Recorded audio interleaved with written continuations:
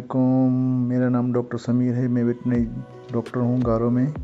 आज जो मैं आपको बताने जा रहा हूँ वो है लिम्पी स्किन डिजीज़, एक वायरस है जिसकी गलतीदार जल्द की बीमारी कहते हैं। ये देखिए, इस जानवर को थोड़ी सी गलतियाँ हो गई हैं।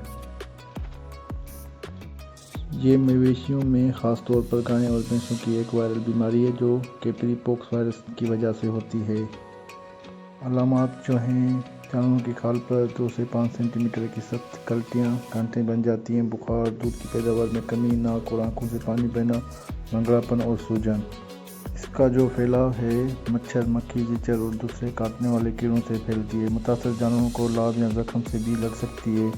इसका नुकसान ये है कि जानवर कमज़ोर हो जाते हैं, दूध और गोश्त की पैदावार गिर जाती है, खाल खराब हो जाती है, अमात की शरह बहुत कम है, तकरीबन 5%। इसका इलाज कोई ख़ास नहीं है। अलामात का इलाज किया जाता है। बचाव के लिए वैक्सीनेशन सबसे मौसर है और कीड़े मकोड़ों पर कंट्रोल ज़रूरी है। ये बीमारी इंसानों को नहीं लगती।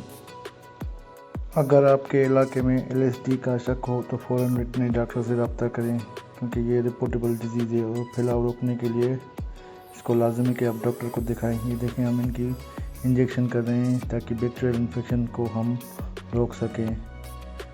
Thank you so much. Video देखने के लिए बहुत शुक्रिया। लाइक और सब्सक्राइब करें।